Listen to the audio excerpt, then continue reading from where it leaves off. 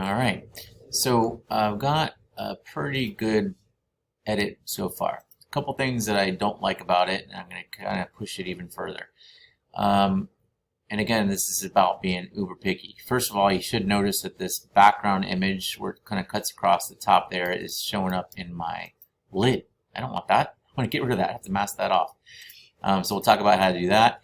And I also kind of don't really like how completely dark this shadow is. And I want to blend that in a little bit better. So I'm going to kind of show you again how you can play with the blend if options, blending options on the layer itself. So let's start with the lid and masking that off. Now notice this layer right here. If I click it on, click it off, you can see where it's affecting the lid. I can simply add a layer mask to that. Let's go ahead and just add a layer mask. Of course, it helps if you're on the right layer. Click on the right layer, add your layer mask. Now I need to select my lid. So I'm going to come down and work on this layer here. By the way, I'm holding the Option key. Just like in the video, the guy says if you hold the Option key or Alt key and you click the eyeball on the layer that you want, then all the other ones will go away. So now I can come on this layer and I can probably get that lid well selected just by using the Quick Selection tool because it's pretty much all the same color essentially. And it just grabs it just like that. That's perfectly fine. So now if I turn this layer back on, so let's turn my whole group back on, I can paint on that mask. And I should probably have that layer below on, just so you can see with black. And all I'm going to be doing is revealing the original layer below. Simple as that. So I'm hiding the background landscape image where the cap is. So let's go ahead and turn all these layers back on. That was a pretty easy fix. The next thing is I really don't like that harshness of that black, and I kind of want to bring in a little transparency there. So on my luminosity darks, I labeled this so you kind of know what's what. If I right click and choose blending options, I've got these sliders here. And what I want to do is I want to blend this dark shadowy bit with the landscape below, the background, and have it sort of merge into each other. So what I'm going to try to get here is this, where it's on the dark side, to split apart. And to do that, I'm going to hold the Alt or Option key and click that slider that's sort of slightly to the right-hand side. And for some reason, it takes me several tries. Oh, it worked the first try. If I move that over, you should see that it kind of gradually fades in the darker bits and lets them show through to the landscape below. So this is with it all the way over. This is sliding. By the way, notice if I slide it all as a whole, it really looks very not so good. So breaking those sliders apart is the key, and the key to do that is holding the Option key, then clicking, and then sliding. And for some reason, I find that difficult in Photopea. And by the way, notice I can go past the other slider and really bring that all the way over. So that right there looks pretty good. I'm very happy with this. I don't think I want to leave this this scenery quite so straight across. So I feel like I want to bend it a little bit as if it's inside the jar and getting distorted a little bit.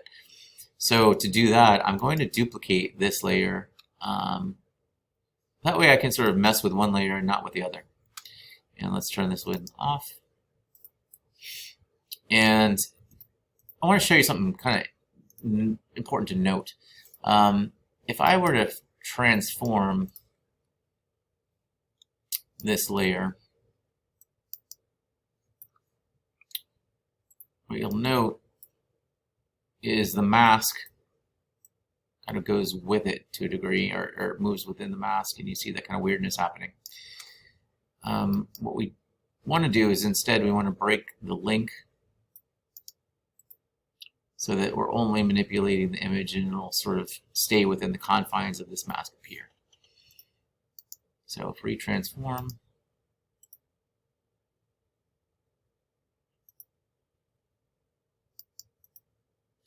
and then right click and warp. And let's see here, let's pull down these little squares here.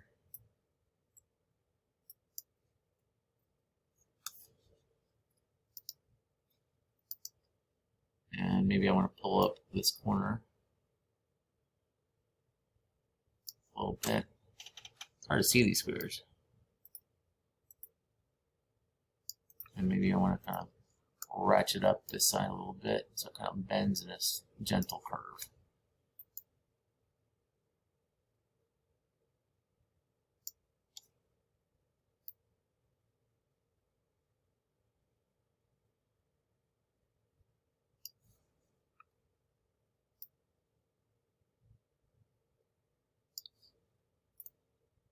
So I got to pull that middle one right really good ways down. And by the way, notice that I'm it's actually kind of foolish doing the way I'm doing it. I'm manipulating the whole image when I could just select the part that's inside the jar. That actually might make more sense. In fact, let's try that. Now, how do I get that piece that's in the jar? Well, I've got a perfectly easy thing to select right here. So notice that if I hold the Command key, or a Control key if you're on a PC, and I click the mask, it's going to make that into a selection.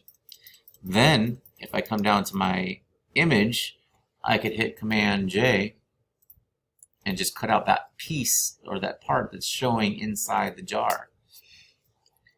And again, because now when I warp this, it's only going to warp the bit that's inside the jar. And again, because of the fact that this is unlinked to the mask will stay put and only the image will move, which makes a lot more sense. Now if I free transform and warp, I'll be able to make a much more substantial, meaningful bend here. So I can sort of bend that sort of up like that.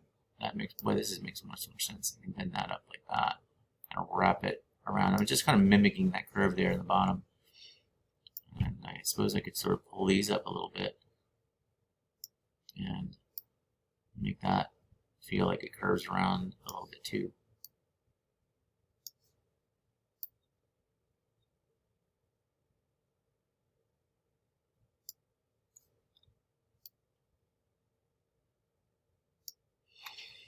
Now we're cooking. I think that looks pretty good. So I'm going to check that off.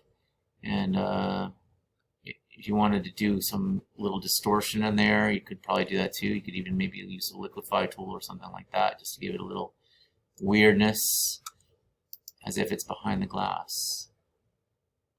Let's see, liquify.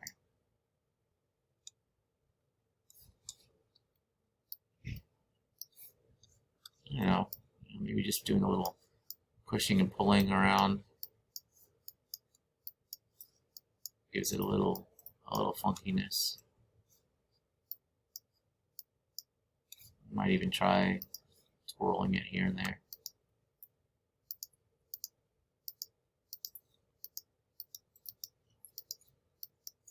All I'm doing is manipulating it a hair just to kind of give it the feeling that it's, you know, being distorted in a glassy sort of way.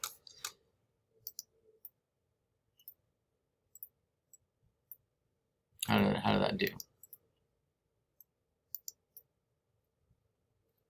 Maybe that's a little aggressive. I don't know. I have to think about that. Is it too much? I don't know. I kind of like it. I'll leave it. So I think that's looking pretty good. My final stage of this whole thing is going to be to take this jar and put it on a surface. Now, one thing that you might try is taking all your entire layer, your entire folder, and collapsing it down once you have it sort of finished. You can duplicate it and then merge it to make a solid layer again. I like to do that occasionally. So if I merge the layers together, now I've got this version that's a solid layer, and I've got this version that's got all the pieces that make that. And this allows me to kind of, makes it easier to play with. So what I'm going to do is take my jar and put it on a shelf. put it on a table, tip a surface of some sort. And let's look at the artist real quick, just to kind of take a look at how he does that. So it's basically just a little shadow on the bottom that kind of makes it rest on a surface. And I think I can mimic that, even though I don't have a photograph of it, of a jar sitting on a surface. I could put a shadow or a reflection on the bottom pretty simply. And I can also easily get that color in the background too, or something similar. So stage one. And I think I kind of like the idea of not having it be so saturated too. So I might add a image adjustment layer of maybe hue and saturation. And I can dial that down a bit. Give it a little bit more dreamy feel. Okay, so let's talk about this. I'm going to add a new layer that's going to go under my jar. I'll call it back. And let's pick a color, kind of a nice off-white. And I'm going to use the paint bucket and fill that. And now I'm going to make a new layer. I kind of want it to sit on a surface. Here's a neat little trick. I'm going to use the rectangle tool and select what will be my table of sorts. And I'm going to add a gradient. Where's my gradient? Oh.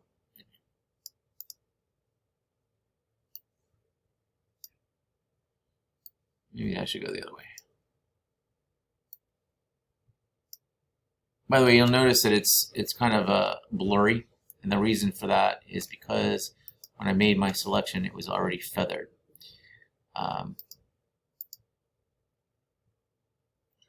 Maybe it would be better if it was not quite so feathered. So I'm going to put this back, maybe just 3 pixels.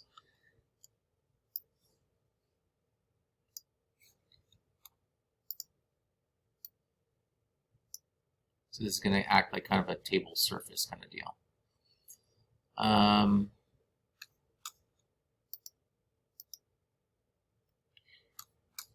And here I can sort of move my jar wherever I want it. Move it up a hair.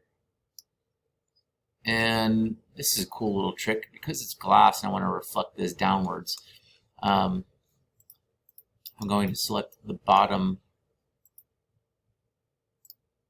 portion here of my jar.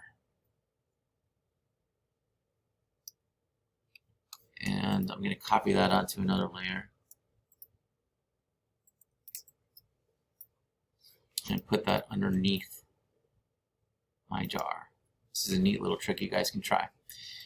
This layer, I'm going to free transform and flip it vertically, and then drag that down a little bit. So I can almost make this act as if it's a reflection kind of coming down from the bottom. And if I want it to feel like it's really sitting on, maybe it needs to go a little higher. Let's see here, let's play with this a little bit. Maybe I need to squish it. I'm holding the Option key here to squish it. I feel like it needs to start from underneath that. And then I'm going to blur it. Filter, blur, blur.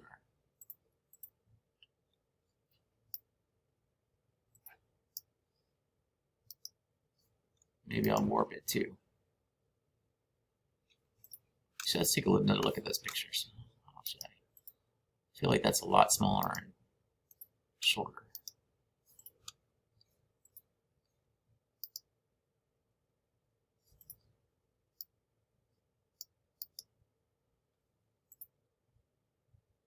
You may just want to keep just a little.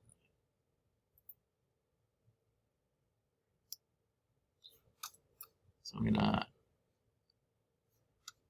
it's already selected. I'm gonna mask that part off. Oh, now we're looking good. And maybe change the blend mode of this to like darken.